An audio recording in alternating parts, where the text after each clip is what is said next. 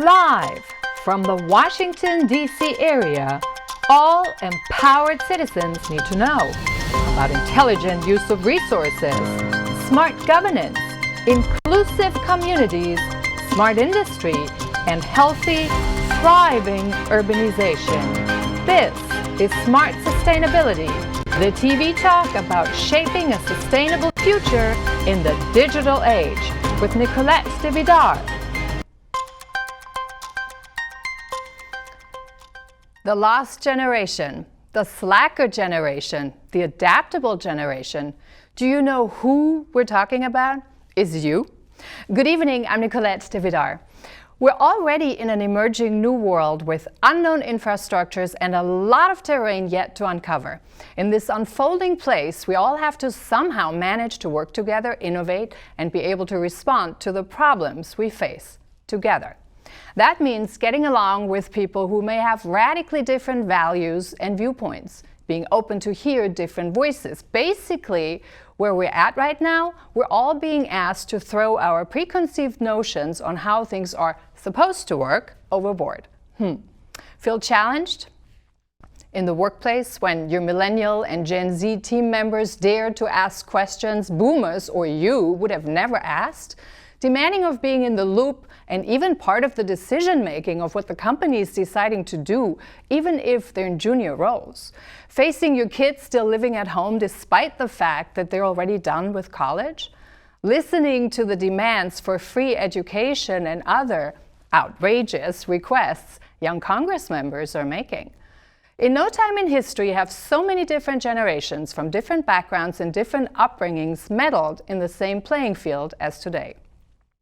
In the workplace, we have 5 generations working together. In politics, we have young politicians everywhere assuming leadership roles, bypassing the generation that has been in waiting for a really long time. There's a lot of talk about what Millennials and Gen Z want, and before there was a lot of deference to boomers, what they want and what they fought for. But there is one generation that has been constantly squeezed out, Gen X.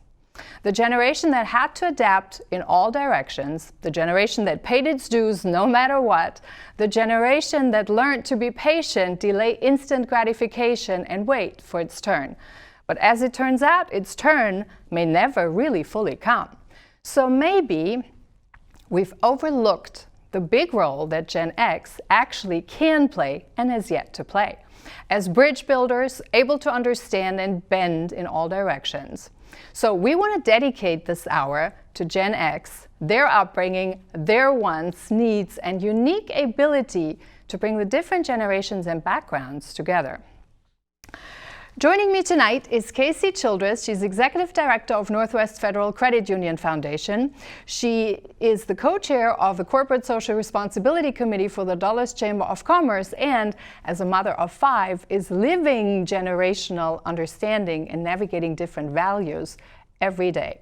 So, if you're a Gen X, sit back and enjoy this hour as a tribute to you. And if you're a different generation, be invited to be curious to understand where your parents and managers come from and why they think the way they do. There actually is a reason. We're going to dive into that.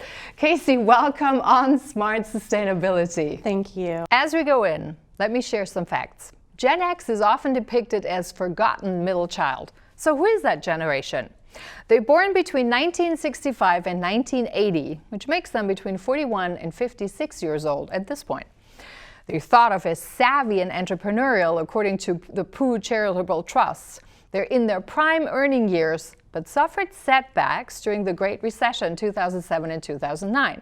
Despite all of this, Gen X was the only generation that recovered some of its wealth from the loss during the financial crisis. Today, about 65.2 million Americans are Gen Xers. 25% of eligible voters in 2020 were projected to be Gen Xers, and by 2028, there will be more Gen Xers than boomers. So these are some of the facts. Now let's talk about what Gen X really is all about, characteristics, etc. But I did want to get into this first, Casey, because so often when you ask people what's Gen X, they say, well, maybe my mom, but that's about it. If you don't get called a boomer. If you don't get called a boomer. Because I did have that where my kids said, all right, boomer, and I had to stop them and say, I'm not that old. Back it up a little bit. Yeah. So let me ask you, it's always said that Gen X is a lost generation. Why? Do you feel lost? I don't think we're lost. I think we're sandwiched. And I think we are the generation that there was this massive group of boomers that demanded to be heard, that were heard, that came into the workplace and just bowled it over. And then right behind us are the millennials that have very different viewpoints, very different goals, very different ways of doing things. And we've always been that latchkey kid generation. We're the generation that you give us a box of Pop-Tarts and a game of Pong, and we were happy all afternoon. So we just sort of put our heads down and went about the business of doing what we do and taking care of ourselves and our family.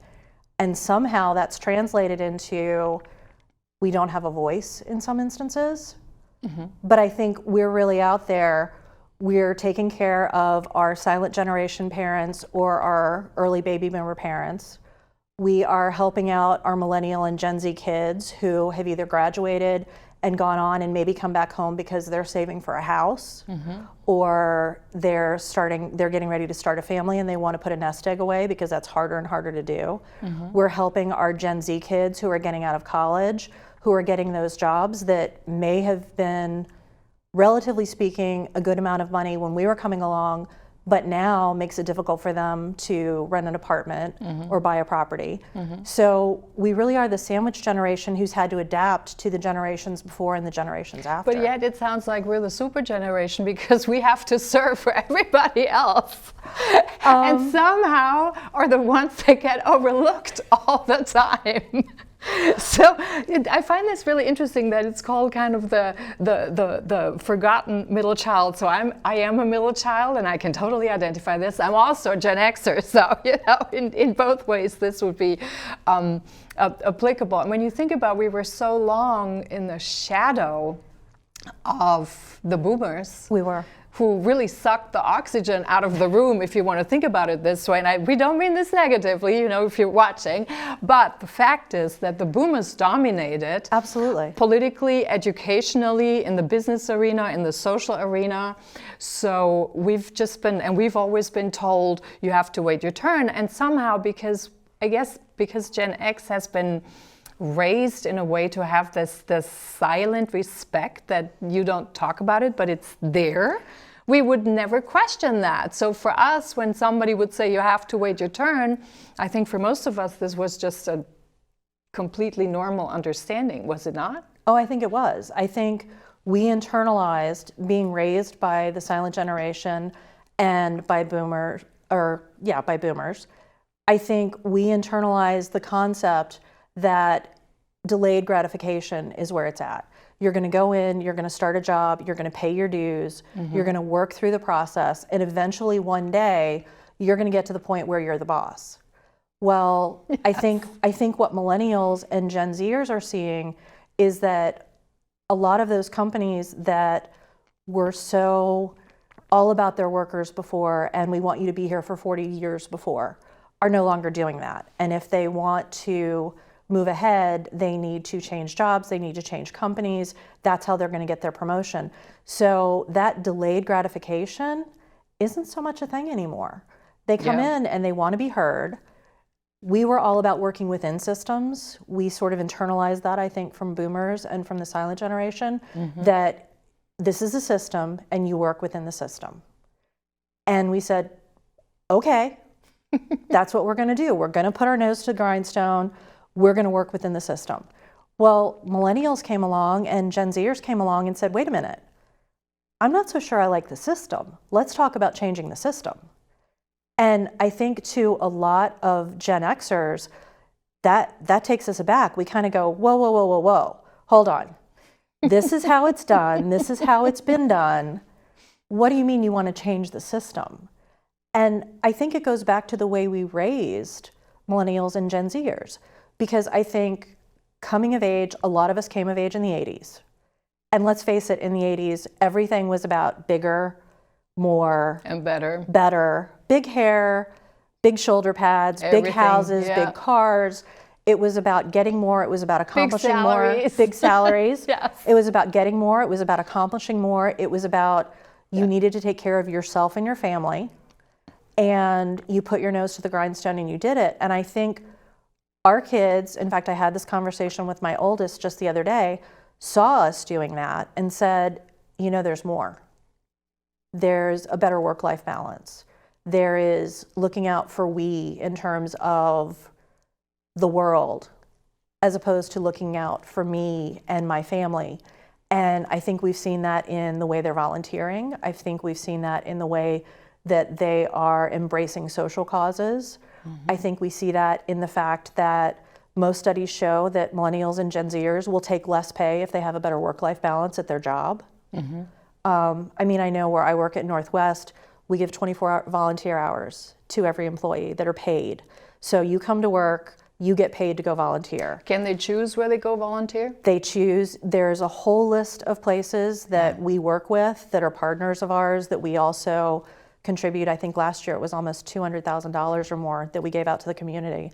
But also, if you want to go work for some small nonprofit somewhere that's not on that list, absolutely. You go volunteer for them, you tell your boss, hey, I want to do 4 hours volunteering for the diaper bank. And you put a little note on your timesheet and you get paid for it. You know, those things have become really important. And I think it also goes back to the way we educated these kids. You know, when my kids came to school, I was kind of blown away that they got to high school and there was a volunteering requirement. In order to graduate high school, they had to do volunteer hours. Yep, that's right. That wasn't something that we had to do. And what we're seeing is millennials and Gen Zers are continuing that in their adult lives. They're not just doing their volunteer requirement and sort of passing go and collecting $200. They're continuing that and embracing those causes as they get older. So I think it's going to be a challenge to our adaptability as that adaptable generation. Whereas we adapted to boomers and the silent generation, now we need to step back and adapt to millennials and Gen Zers. But I think really when you think back, this whole nimble and agile concept, I feel that we're we're Gen Xers, we're made for that because we're bending in all those different directions. And we had to go with this the whole time. So I think that's just a normal for us to do. We're almost actually ready to go into the break. So when we come back, I would like to talk a little bit more about the key characteristics of the Gen X. I'd like to talk about the influences and also like to talk a little bit more about what were the cultural highlights that we went through so we got to the point where we're now. Dad? Just 1 minute, okay? Hey, Bobo, do trees tell each other stories? I'm sorry. I'm afraid I don't know that.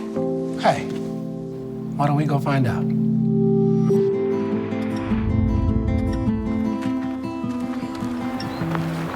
Listen. Do clouds take naps? I couldn't tell you.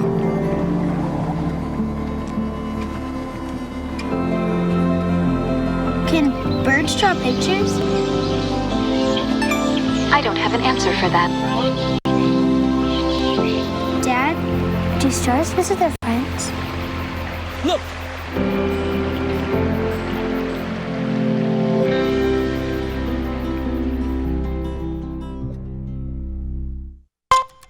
Welcome back to Smart Sustainability. I'm Nicolette, DeVidar. Tonight we're talking about the lost generation, that is to say Gen X. So if you're one of them, tune in. I think you're going to find a lot of interesting points that probably resonate with you. And if you're not one of them, please also tune in so that our voice actually gets heard for once too. Casey, we started in the first segment to talk a little bit about, you know, what is Gen X and what defines us. I want to talk in this next segment a little bit about our values. What do we actually stand for and what are the cultural highlights? And we have an image right back on the monitor, and you're welcome to turn around or you can actually take a quick look as well. Just to have some highlights in what was during our time, so to speak. So we had the NAFTA, we had the rap hip hop, we had CDs and DVDs oh my come gosh. out, the Gulf War, yes.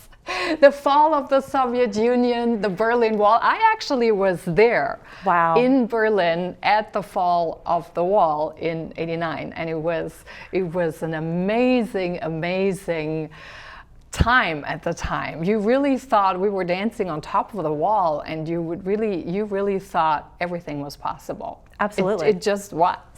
So, and of course, when we talk about characteristics of the 80s, everybody knows the 80s music. Oh, of course. They played here. They now call it the grandfathers of modern rock. I heard that the other day on the radio and thought, Yes. oh man, we're now grandfathers. Exactly. So let's talk a little bit about the cultural highlights and how this has actually shaped Gen X. I think anything was possible. I think we came of age at a time when it was fully expected that we would do better than our parents. It was fully expected that we'd have more opportunities. I think when you saw the Berlin Wall come down, it really was anything is possible. And you had the Reagan era, and America was great, and America was fantastic. And we had a boom in tech.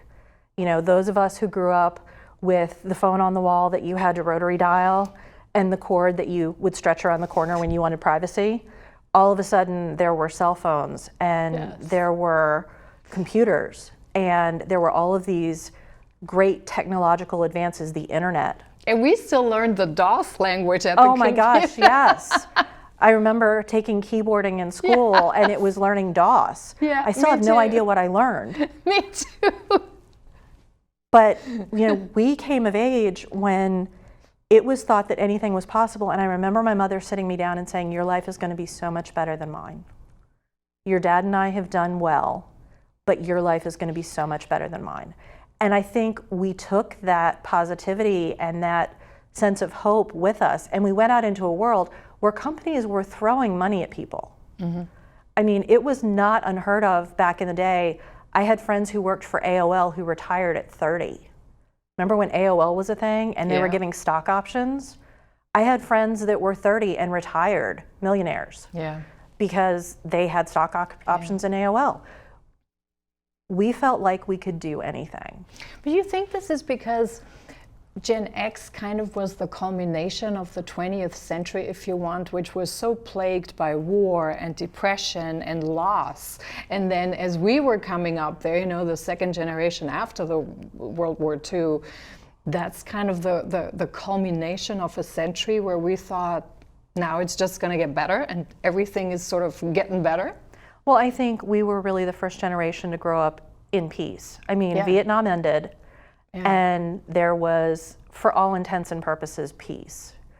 And then you saw the fall of the Soviet Union, and you saw the fall of communism, and it was capitalism was rampant, and the way to go. Everybody everybody's doing it. We just, there was so much optimism on boomers' parts too, and on the silent generation's part. I think they were so exhausted from going through what they had been through. And you saw women's rights coming to the front. You saw racial inequalities being broken down. You saw so much positive change on the horizon that you couldn't help but be optimistic. And I think we took that and said, okay, we are the we can do it all generation. And I think, you know, our generation is the first generation where you heard the term Supermom. You know, we were the first generation where, you know, women thought they could do it all. Now, I would argue, having tried that with 5 kids, it's exhausting. I don't recommend it. But I remember a time in my 20s and early 30s where I thought, okay, you can have it all. You can do it all. And that's a very different world than what millennials and Gen Zers are growing up in. You know, they're coming up in the world after you had the housing market bust. You had the tech market bust. You've seen, they were babies. My son was a baby when 9/11 happened. They've grown up in the wake of that. And I think the world that they're coming into is, if not less friendly, it certainly is perceived as much less friendly and much less challenging, or much more challenging. And so they're looking at okay, how do I go out and do what my parents do? When I was talking to my children and asking them about the segment, both of my older boys, and they're almost 21 and 24, said, you know, you always were sure you would do better than your parents. We're just hoping that we might get to where you are. That's a very different mentality. That's a very different mentality than what we grew up with. But we operated in a very different set of circumstances. You had reliability, we had set rules, you know what the rules were. We had set boundaries, we knew what that was too. You could plan long term. I mean, when I finished my MBA, you would go to a company, they would take you in, you would rotate, and then you would stay there for a really long time. And I think it's just how we all sort of got our mind thinking in terms of what we were going to do and where we were going to go. But you no longer have that. Nowadays, we live in a volatile world that's changing by the day. We were still focused on competition because there were still markets that were wide open and you could conquer. We no longer have that. The competition has sucked out markets dry, basically. So you really have to look for different strategies, so you don't look into the, as they call it, like the red ocean strategy, but go to the blue ocean and create new markets. And it's a very different mindset in terms of how you need to adapt, which I don't think we've had. Well, and I think you hit on it when you said competition. I think we were brought up in a very competitive world with a very competitive mindset. I don't know, I'm sure there are Gen Xers out there who are not competitive. I don't know any of them. I don't either, because it's just the way we were brought up. That's how we were brought up. You need to be the best. Yes. You need to succeed. And I think that focus on competition has somehow shifted, and now it's a focus on cooperation. Yeah, but I think that's also because the world has shifted so much. Absolutely. Competition is no more, we move from competition to shared belonging as a society, and there's more in terms of collaboration is the name of the game in the 21st century, whereas the 20th, it was all about elbows. Oh yeah, Me, it was me, all me. about Everybody had the me culture. the Wolf of Wall Street. Yeah. You know, and I don't think, I mean, and that makes it sound like Gen Xers are very selfish, and I don't think that's the case, because we very much look to take care of our parents, taking care of our children, taking care of everybody.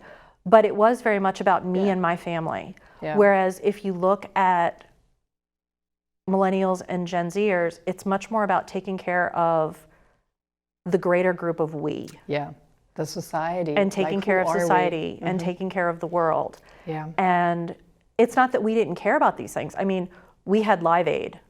We started the whole let's change the world movement. We had Live Aid, we had Farm Aid, we had all these celebrities pulling us together to try and do what was best for the planet, but we never lost that focus on got to be the best, got to achieve. You know, I think it has a lot to do also when you look at how we were brought up. So we are the least parented generation. I sometimes feel like an orphan. I don't know about you, but because my parents were working all the time. Oh, absolutely. So you're kind of in the absence of someone in the house. You feel like you have life shaping your expectations and how you do it and things like that.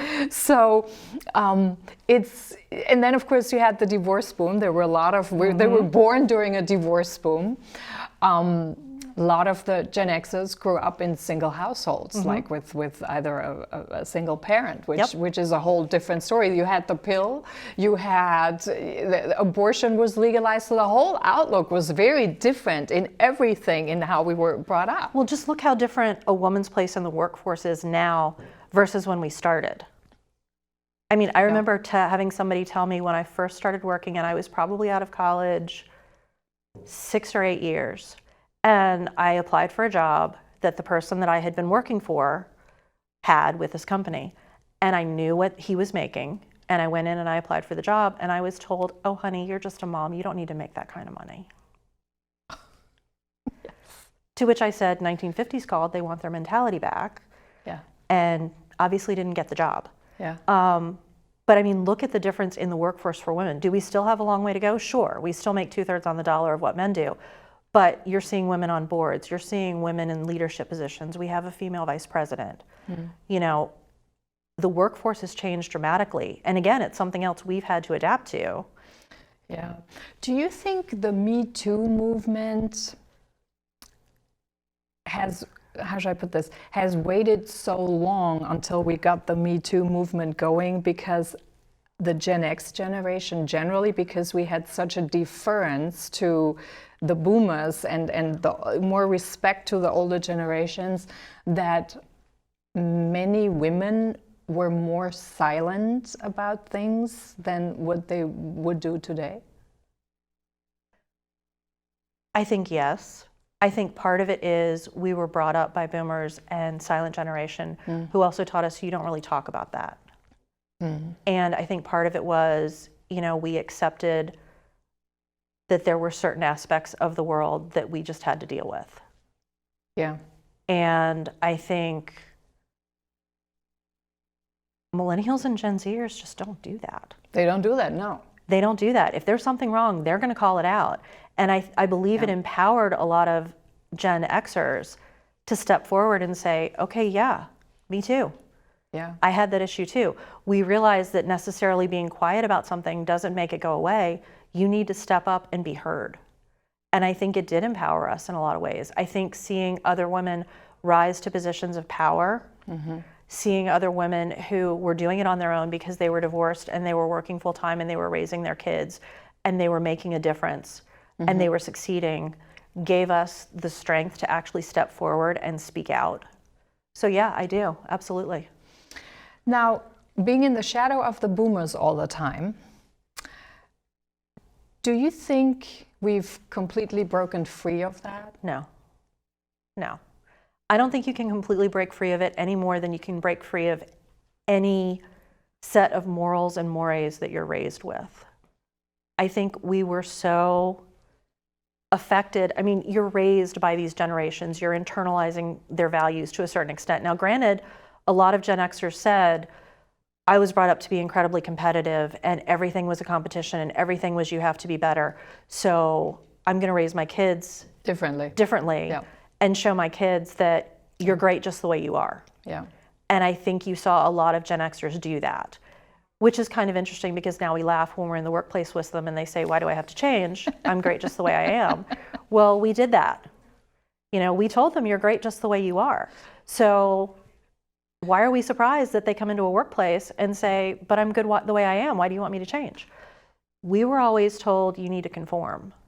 We were always told you need to work within the system. Yeah. And we've always told our kids, you can change things. You can make a difference and you can change the systems. And maybe that's a little bit of what we wanted to do, but we just didn't feel empowered to do.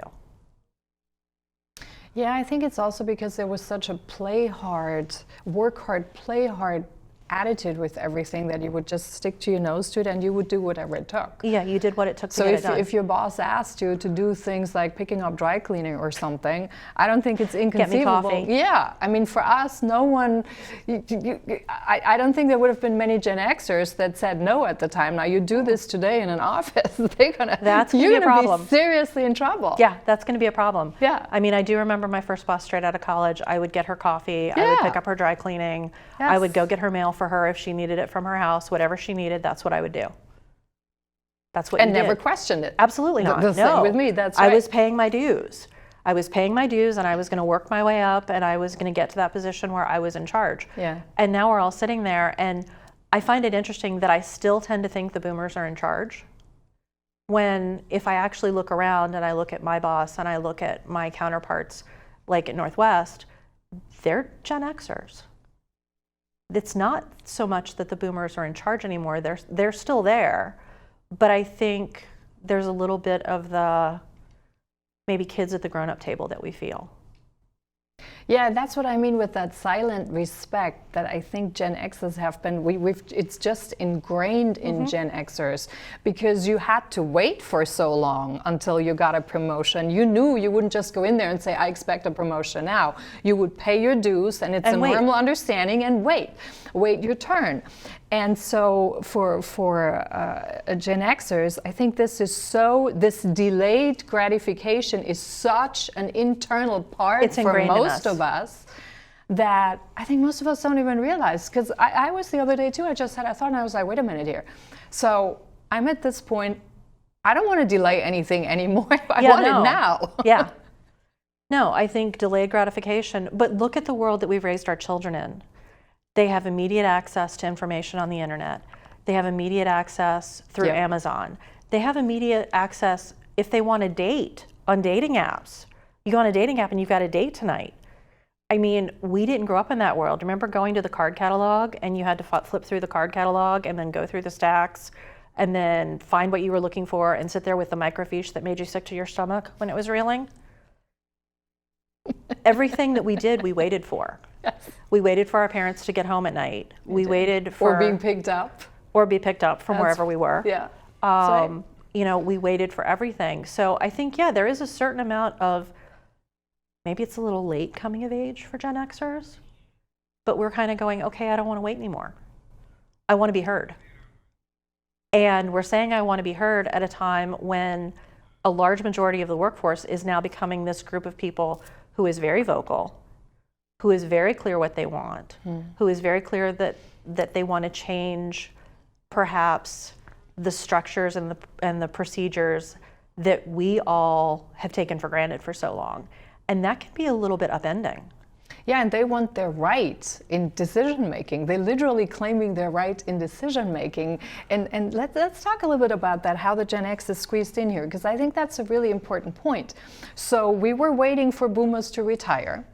So because we were in waiting mode all the time, it was a natural thing. Well, then the financial crisis came, and as you know, many boomers didn't retire because they needed to have more money, so they would stay in. So the Gen Xers would once again delay and wait. Now you suddenly have the millennials who come in loud and clear and bold and kind of say, wait a minute, we're here, we want this now. Then there's all the technology movement with the new skills and things like that. And then suddenly the Gen Xers sit there again and say, well, wait a minute here, where are you all coming from? You know, wait your turn, pay your dues. And then the youngsters say, what is this with paying the dues all the time? But I think that our sort of secret weapon is that we are so adaptable. I think we've seen it in technology. You know, my kids had computers at 3 and iPads. My daughter, who is 7, had an iPad before she was a year old. Yep. You know, they've grown up with technology. It's intuitive for them. Whereas a lot of Gen Xers, we have had to and continue to have to learn it. The boom in social media that is so intrinsic and easy for millennials and Gen Zers, we've had to learn it. You know, we've consistently had to adapt. And so I think our secret weapon here, if you will, is that we will adapt to this and we will move forward quietly and yet again with our noses down, doing what we do, taking care of our parents, taking care of our children. I just don't think we tend to be loud about it. I think we tend to just to quietly go about our day and do what we need to do because that's what we've always done. But when you look at the generational aspect, though, yeah, we're not loud about this, but Gen X really does have a pivotal role in all of this because they're the bridge builders. Absolutely. If it's not for the Gen Xers to build the bridge between the boomers, between the millennials, between Gen Z, between this completely volatile world that needs constant adaptation, and talk about a generation that had to be constantly adapting. So for us, this is kind of like a normal thing. Then perhaps it's time for Gen X to see this more as their role in life and really take a stronger position in building bridges. Well, I think we have to. I think in a lot of instances, we are the ones that are in charge of the millennials and the Gen Zers, and we are the ones who are being pulled by the boomers to do what we need to do to accomplish X, Y, or Z, and somebody has to be that bridge. And I think we're the logical fit. We are the ones who have always adapted. So we're the ones coming in and saying, hey, maybe you do need to put some millennials on boards. Because you know what, they are a huge part of your customer base. They're a huge part of society. So what they have to say is relevant. And maybe we need to hear what they have to say, even if there is that little voice in the back of our head saying, well, we waited. Wait your turn. Wait your turn. Right. We waited, but I think you're seeing this push now for millennials and Gen Zers to be on boards. You're seeing this push now for them to be included in the conversation. And I think a lot of that push is coming. It's not coming from boomers. It's coming from Gen X who are saying, we're managing these people. We're working with them on a daily basis. They have something to say. They're demanding that they be heard. And more importantly, what they're saying has some validity. Do you think Gen Xers, though, say that because the millennials are so loud and more difficult to manage? Or is this really because Gen X has gotten to a point where they say, you know, maybe there is, you know, we understand where they're coming from and there is validity? Because I'm not quite sure about you at home, but if you're in this position and you work in an office environment where you manage millennials, for example, ask yourself this for a second. Are you actually accommodating because you feel the need that this needs to be done, or because you feel bullied and there is a loud voice who does that? Well, there's definitely a loud voice.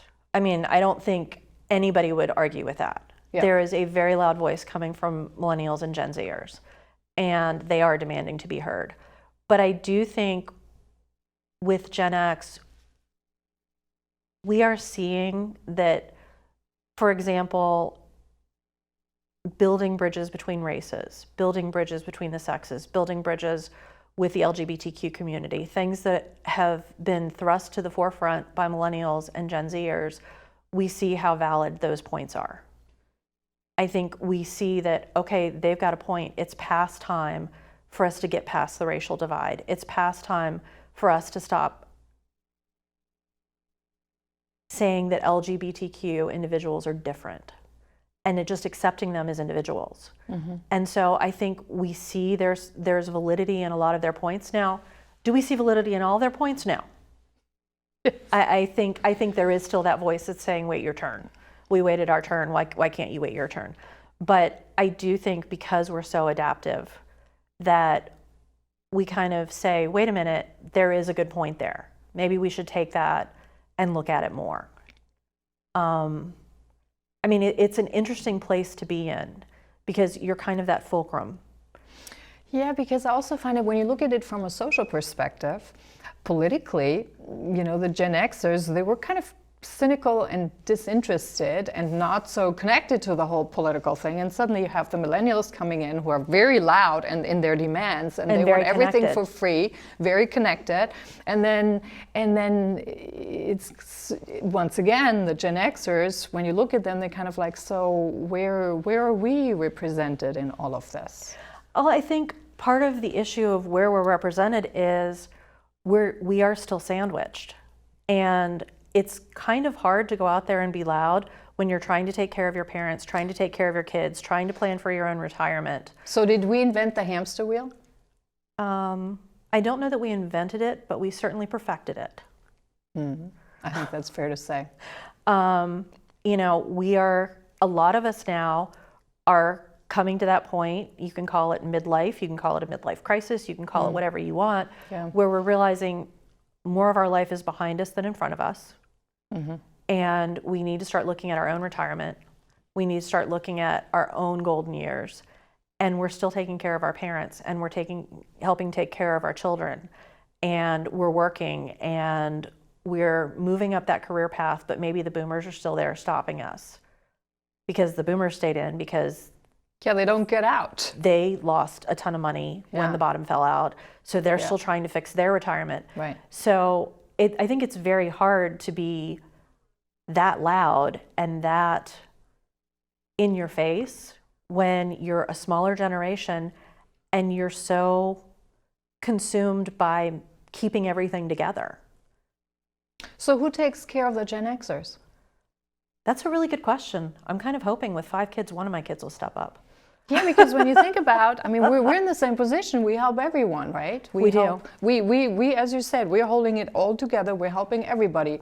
But there's not going to be enough money in the retirement pot for the Gen Xers. So who will take care of the Gen Xers? Well, and that is a question that I grapple with daily. Yeah. I mean, we can't keep working until we're 80. No. Well, I mean, we can try, but... Well, yeah, but I mean... But who wants to do that? Exactly. You know, I joke that I would like to retire at some point. My youngest daughter is 7. So retiring at 65 is not an option for me because she will graduate high school when I'm 64. Yeah. So I'm looking at retiring somewhere in my 70s, if I can do that. And my brother and I took care of my mom and dad in their retirement. My dad had strokes and my brother was down there with them and took care of them, and my dad passed and my mom moved in with me and we were taking care of my mom. So you have the expense of taking care of your parents. You have the expense of helping your kids with college and helping your kids get established. And then you wake up one day and you go, oh my goodness. Yes. I got to play catch up because Yeah. who's going to take care of me? And we look to our children, but our children have very different goals than we did. They would much prefer, it seems, to have a better quality of life through their career than to make all that money, achieve all those things. They want a better work-life balance. But let's talk about this also for a second, because I think also for the younger generation, they can't put the same kind of money aside anymore. It's just not possible. The system that we currently have doesn't work for them. It just does not. I mean, let's be real, it does not. Look at the housing market. Yeah, it does not work for So when them. I first got married and moved to Ashburn in '92, my husband and I made a combined income of $45,000. We bought a townhouse. There was a nice townhouse for $141,000. Yep. So a little over 3 times what our income was. My oldest son makes right around that now. He's looking at buying a townhouse. The least expensive townhouse he can find to buy in Ashburn is $360,000. Yep. So how are millennials and Gen Zers supposed to actually get out and become homeowners and have families and do what they want to do when they're facing a housing market that is that upside down? It's through the roof. And then look at the college, look at the tuitions. Oh my gosh, yes. College at William and Mary was $6,000 a year. Yeah. And I thought that was insane. And what is average college tuition now? I mean, it's not unheard of that you're paying $30,000, $40,000, $50,000 a year for college. Yes, you do. You used to be able to work. I worked during college and paid for college by the jobs that I had in college. Yeah. And that's what I did. You can't do that now. You can't work at a minimum wage job and pay for school. No, that's right. So these kids are taking out ridiculous loans. Which they can never pay off, Which they can't pay really. off. Or what the government has started doing now is we'll only loan you X amount of money. Your parents have to take the loan. So now Gen Xers are taking on more debt. Yeah, the Parent Plus loans. Right. We're taking on more debt to help our kids get through college. Which is money, though, that goes away from our retirement. So we're, again, squeezed in. Right. But the fact is really, when you really look at this, the systems that we have right now are no longer working for what we need. And it's really time to recognize this and put our heads together and come up with different systems, because they're not working anymore. And we would lie to ourselves if we pretend they do. Well, I think that's why we're seeing millennials and Gen Zers come up with ideas that seem so radical to us. Yes. Because they've decided the system is broken. It is broken. It doesn't work anymore. My son There's said too many things off. Interesting thing to me the other day, we were talking and he said, you know, I'm perfectly fine with my disposable income being linked to my job. It should be. What I make should be linked to my job. My ability to go to a doctor should not be linked to my job. Yeah. Well, we all grew up with that's just how it was. Yes. You went to a company, you found a good company that had good health insurance, that you could go to doctors and do what you needed to do. But consistently more and more now, companies are not offering. And you no longer have the long-term employment. So when you change, you know, you're always starting off. over. Yeah, you're starting over. So all these pillars that used to be like really the milestones, they're not there anymore. Well, and we're sitting here looking at our retirement. We're looking at Social Security going defunct. Okay. We're looking at kids who are just trying to make ends meet. And they want to start their lives. For all of the joking that people say about millennials and Gen Zers, they're hard workers. They are. They want to succeed. They want to get out on their own. They want to have their own lives. They want to be successful. They want to make their parents proud. But in a lot of ways, the deck is stacked against them, and they see it. It is stacked against them. And so they've come back and said, no, we want to change. We want nationalized health care. We want better benefits at our work. You know, I'm very blessed to work where I work because they really care about their employees. When COVID started, the first thing our CEO said is, we're not laying people off. Our employees make us who we are. Our employees care for our customers. so we care for our employees. That's unheard of anymore. Yeah. Most companies don't do that. So, when we talk about, oh, I was so loyal to my company growing up, why aren't you millennials and Gen Zers loyal to your companies? Well, the companies aren't loyal to them. Yeah, it goes both ways. It does. It does go both ways. Let's talk a little bit about what you see as the biggest challenge for Gen Xers right now. Oh gosh, the biggest challenge for Gen Xers, I think it's juggling it all. I really do.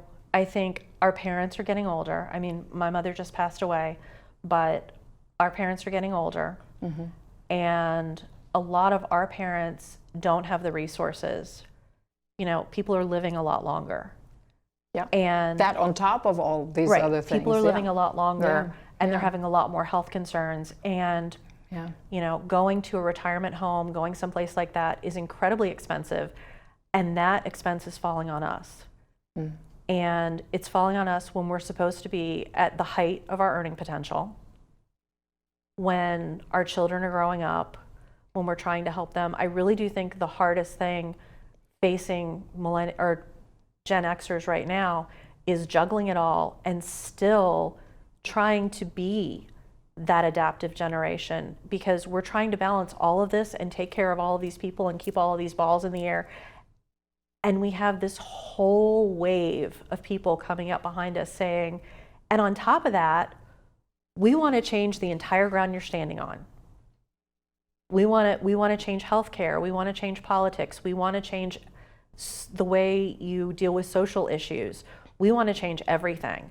So it's not unlike being on a surfboard with 5 or 6 balls in the air, and you're trying to keep them all going, and a rogue wave comes in, and we're kind of trying to get our bearings, because the world is absolutely changing. Oh, it's changing like crazy. It's absolutely changing. So another word for Gen Xers would be cash cows, I guess. I actually used to tell my son once in a while, does it say I'm a cash cow here? I used to say, it doesn't say ATM. Yes, exactly. Well, there's a reason why I don't keep cash in my wallet anymore. With 5 kids, you don't keep cash in your wallet. It doesn't work, because it's always, Mom, can I have? Yeah. But that's why I think Gen X needs to also take some stand up and say, these are the things that matter for us, because if we're not being heard, then nobody's going to take care of us when the time comes. I think we, in some ways, are underestimating millennials and Gen Zers, because I think we have instilled in them so much care for others and so much empathy that I do think they will be there for their parents when we get older. But the reality is, with the economy that they're facing. Exactly. And now they're talking about, look at all the money that was put out last year in stimulus packages for COVID. Look at the velocity of money and how low it is right now. Yep. And economists are talking about recessions going on to potentially 2030. Yeah. They're actually using the D word. Yep, they are. Record unemployment, the velocity of money is at 1.4. It's been at 2.8 since, I think, 1940, if I remember correctly. So money's not moving. Nope. And these young people, and we call them young people, and we've got to remember, millennials some of them are 40. Yes, that's right. They're not so young anymore. Yeah. They're trying to come up in that.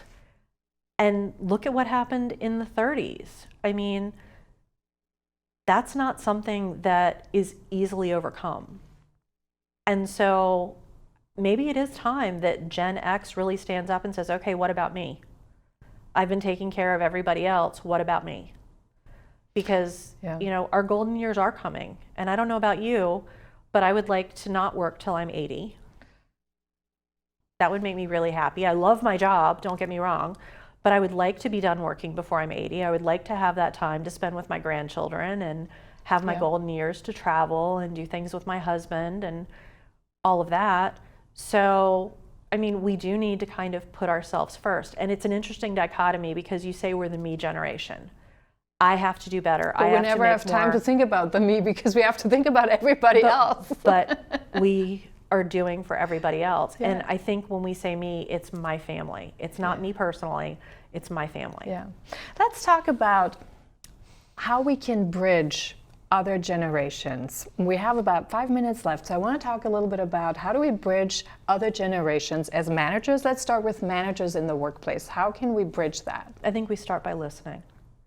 I think active listening is key. You need to hear not just what they want, but why they want it.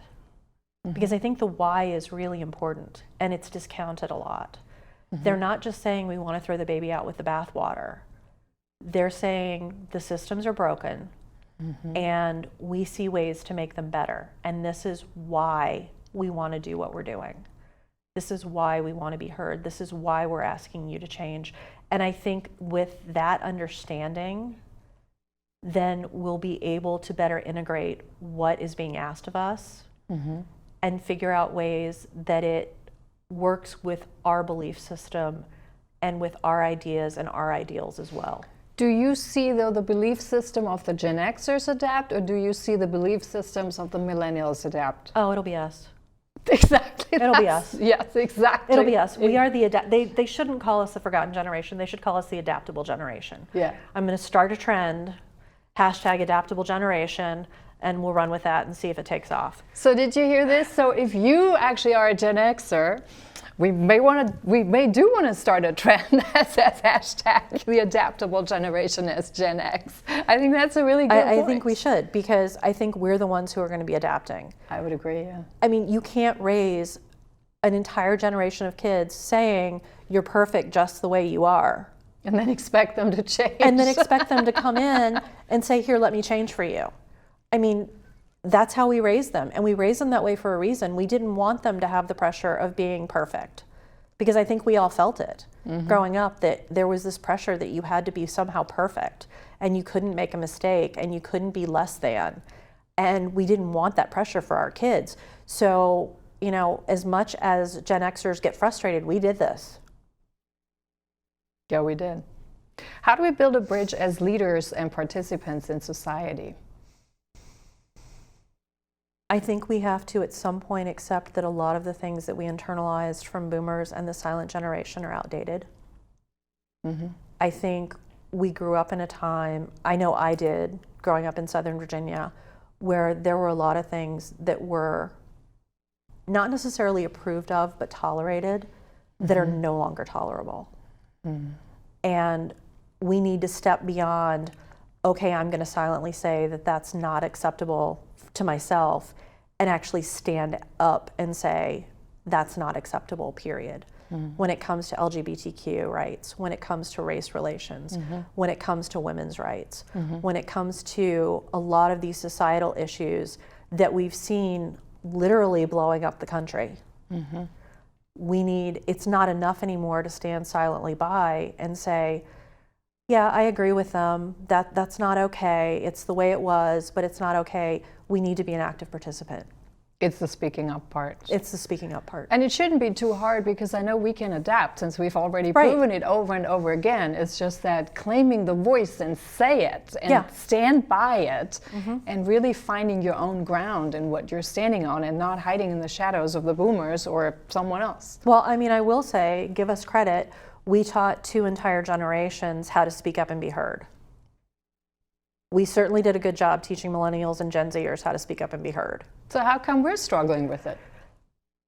That's a really good question that I don't have an answer for. Yeah. I'm not sure. I mean, maybe it was just that we did internalize enough of the, you know, in my family, children were seen and not heard. That came from my grandparents, that came from my parents, and my parents were very loving, and so were my grandparents, but children were seen and not heard. And you did what you were told. As daughters and sons of a huge aging generation of the boomers, how do we build bridges there? Oh, wow. I think we've already built a lot of bridges with boomers. I really do. I think. But how about the bridge between the boomers and the younger generations? Because that's a lot harder. That is a lot harder, but I think we're in a great place to do it because of where we are in society. Where we are in our careers, we tend to be in those management positions where we're interfacing with boomers and we're interfacing with Millennials and Gen Zers so we can be that filter. In terms of in our personal lives, we are taking care of our parents, we're helping our kids, we can again be that filter. I know that there were some things with my mom that I was having to explain to my kids when she moved in with us, because I mean, my mom was 88 years old. She was way back there in the silent generation. And she was just completely flabbergasted by so many things that we take for granted. And she had so many mores and ideas and ideals that were antiquated that it was all about trying to explain to my children why she had those and how it related to me and how that in turn related to them and how I raised them. And we're out of time. Thank you so much, Casey, for joining us tonight. This was a great conversation and Thank you. A lot to learn. And if you're a Gen Xer, you've heard Casey speak up, and I think it's really up to us to speak up and make our voice heard as well. So, you know, we're not just on the hamster wheel, but we're actually active participants. Thank you so much for watching. We see you next week. Good night.